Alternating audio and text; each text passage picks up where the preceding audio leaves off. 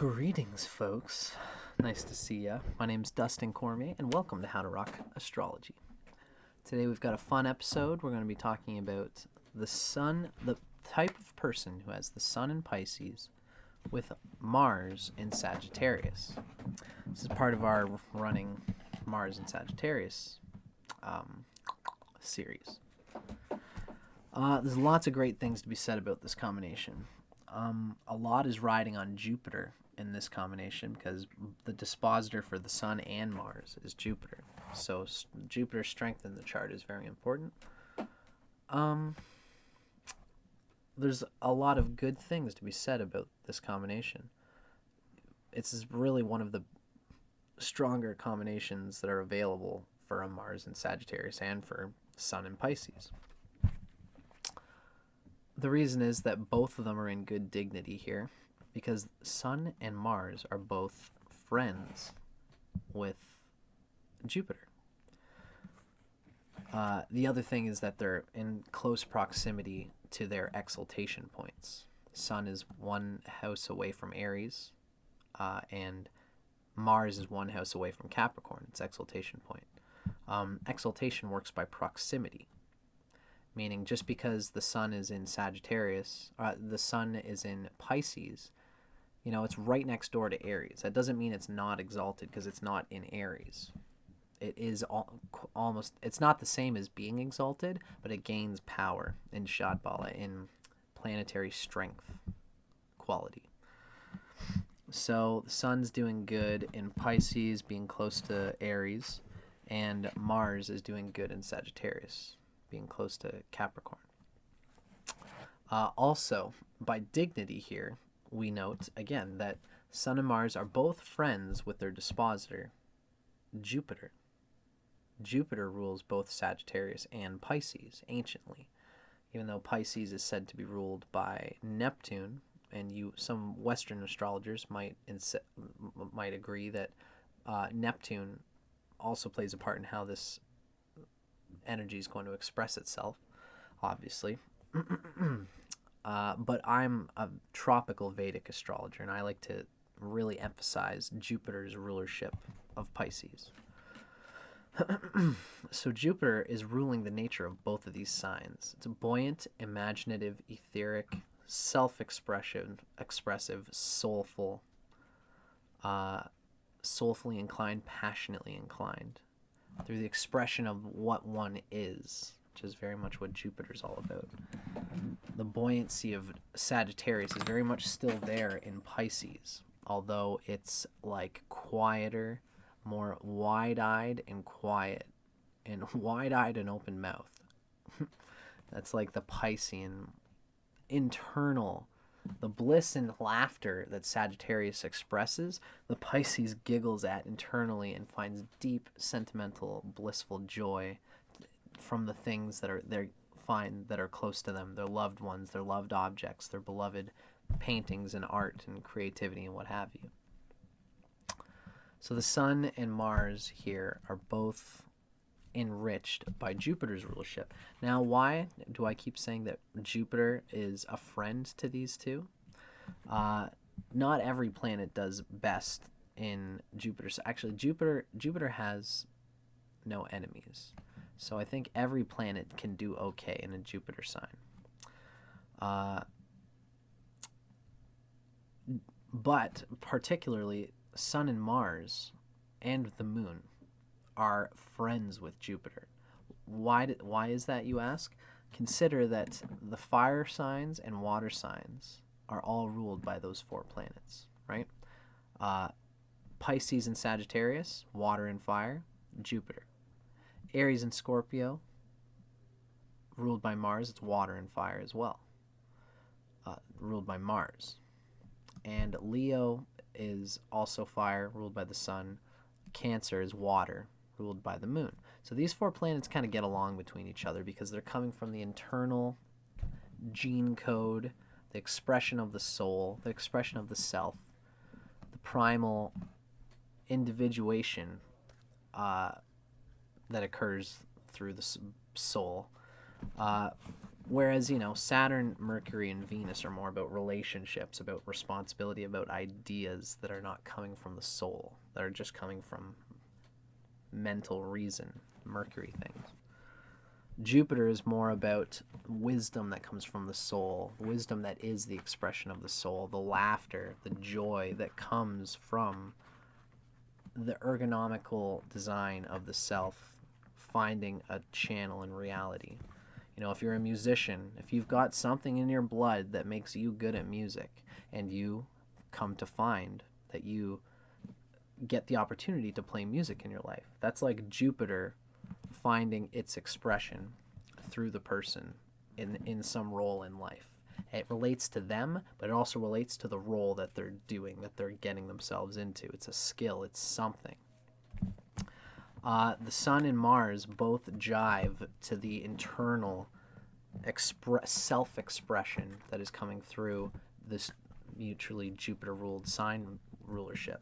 So not only are both of these planets right next door to their exaltation points, but they are in the sign of Jupiter, which is their natural friend. So very powerful sign placement here. One thing that needs to be said is that the total creative expression and capacity of this person depends heavily on Jupiter, for better or worse, the placement of Jupiter. If the Jupiter of this person happens to be in Capricorn or Aquarius, or close to its debilitation point, then it's really going to stifle the capacity of this person to use their creativity at their best, to have solar energy, to have inspiration and vitality, to express the best potentials of that Pisces, as well as the most high noble ethics and ideals of the Mars and Sagittarius. Hopefully I'm not going too fast here. There's a lot of technical details. But needless to say, the strength of that Jupiter, since that's what the Sun and Mars are standing on for this person, you should really look to that to see how far whatever Leo represents to your ascendant sign. Let's say if you're a Taurus rising, Leo rules the 4th house. So the Sun is the arbiter of the 4th house.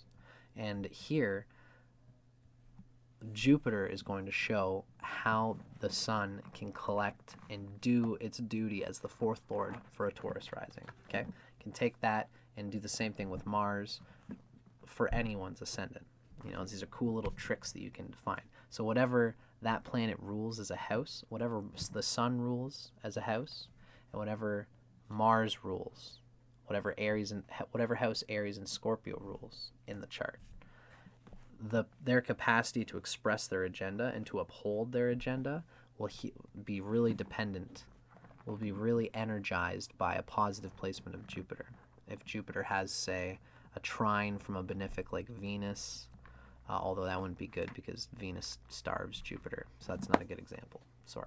But, if Jupiter happens to be in trine to the Sun, or if it takes an aspect from Mars, this will also bring out more for this combination, more strength, because the Sun and Jupiter, again, are friends. How do you enrich this Jupiter? Ultimately, the closer it is to Cancer and the aspects to its friends, especially the Moon, Sun, and Mars, these will bring out the best in the Jupiter, and that will thus bring out the best of the Sun and Mars, because they will have a faithfulness, they will have an inspiration with which to grip and to pull forth the best of the Sun and Mars energy. I want to get to the sexy, juicy part of this combination eventually, but there's lots of cool technical details that I'm having fun talking about here. I would say the last one would be that in Vedic astrology, so yeah, how about this square, huh? I'm a tropical Vedic astrologer, and in Vedic astrology, the planets have specific aspects. In the case of the Sun and Mars, the Sun is said to be only work with trines. So the Sun could be hitting this Mars a little bit. Let's say if the Sun is at the later degrees of Pisces and the Mars is at the early degrees of Sagittarius, there could be a Sun-Mars trine happening there.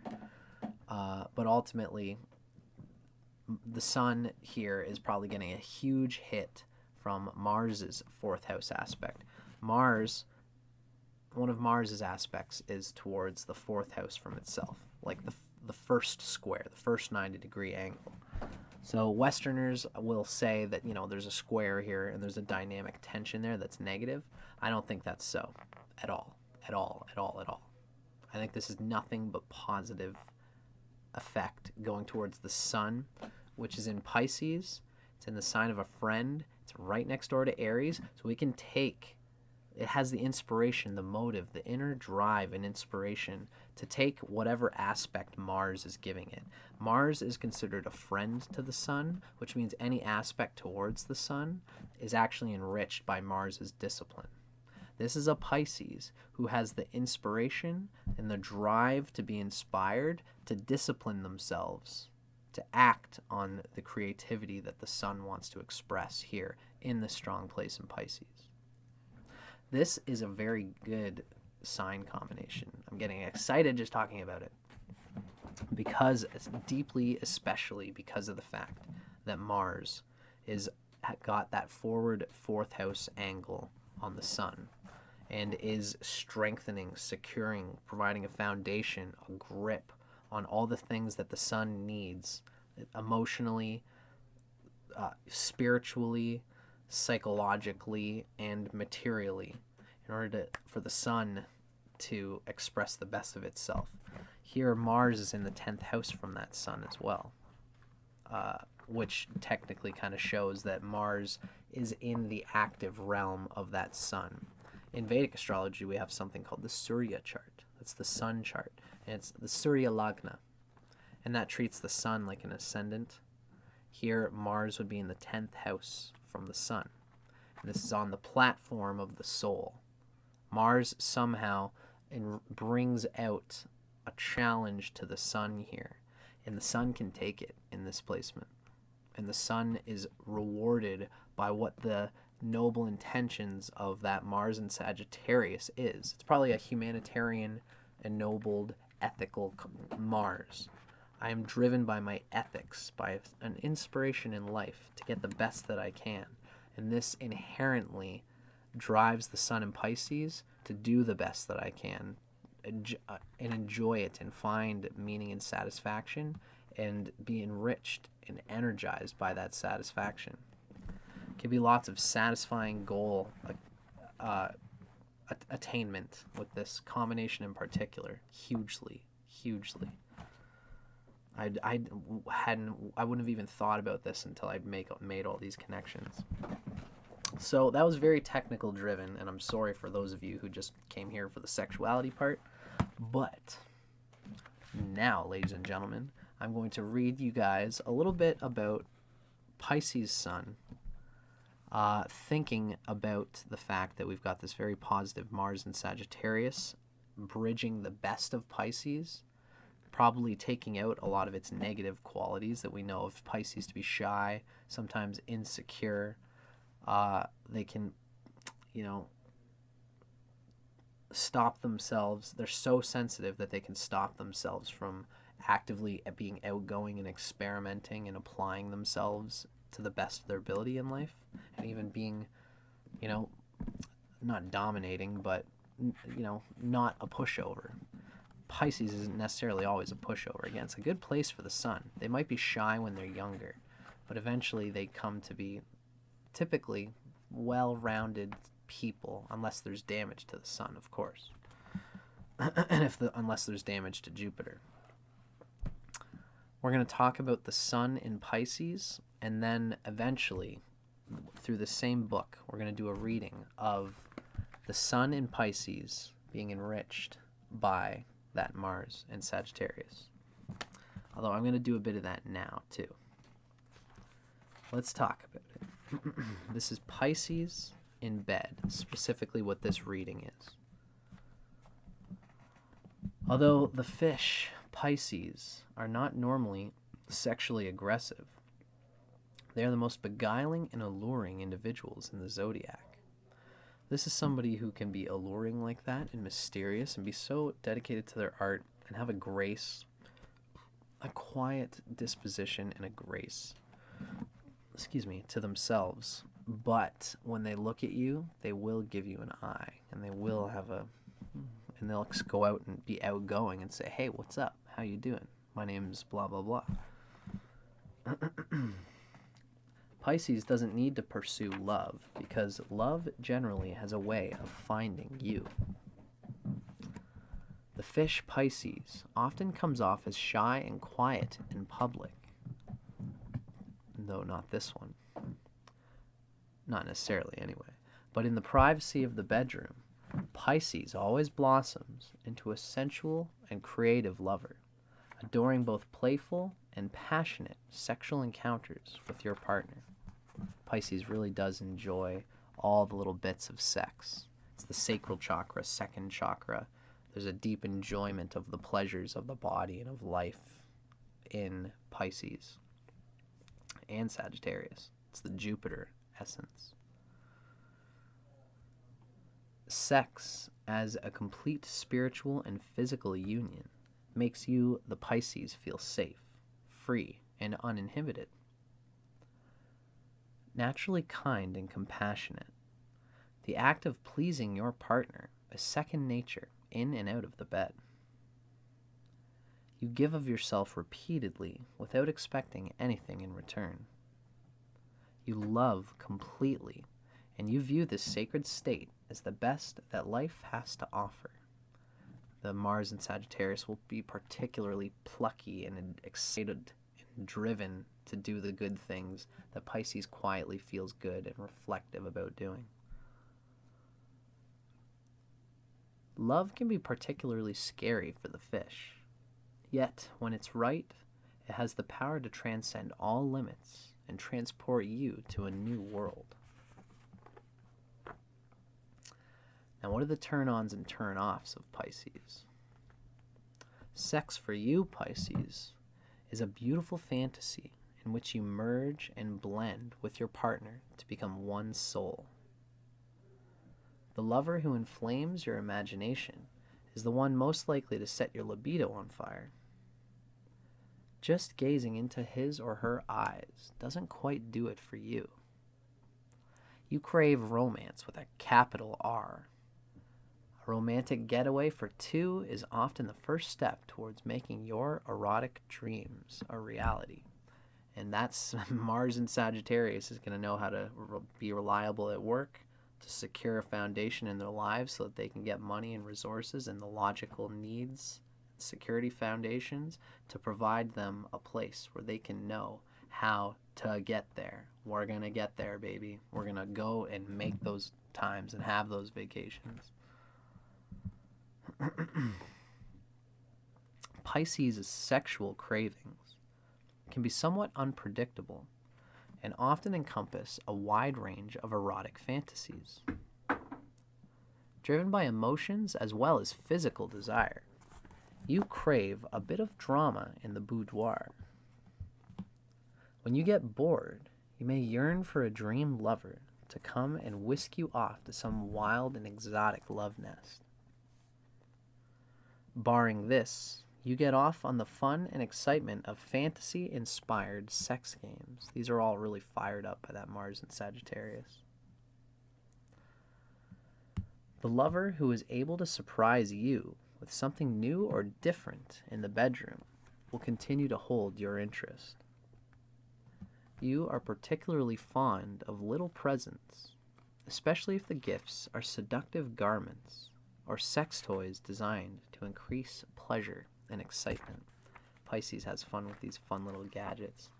The Mars and Sagittarius might be a little bit more raw about it, might just be inclined to just let's just do the thing, the fantasy, the feeling, the athletic, gripping, passionate, pushing, moving Mars sexual energy. This is a Pisces who's really got more tack in the sack than a lot of Pisces might be inclined to be.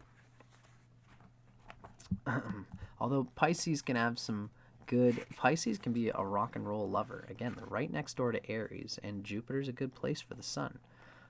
They can be athletic. They've got sun vitality energy. It's just that there's a quietness often associated with Pisces, especially if Mercury is in Pisces. So where these Pisces people become quiet and mute, and the Mercury is just sucked right out of them. Because no matter what, even if Mercury isn't in Pisces, it's still close to its debilitation point here, because it's bound to be close to the Sun. Now, that was a reading of Sun and Pisces, like I said. Now, the next thing I want to do is read a little bit, again, from Erotic Astrology, to have a little combination reading of what it's like when you have the Sun in Pisces with Mars coming through Sagittarius. And that's what this reading is here.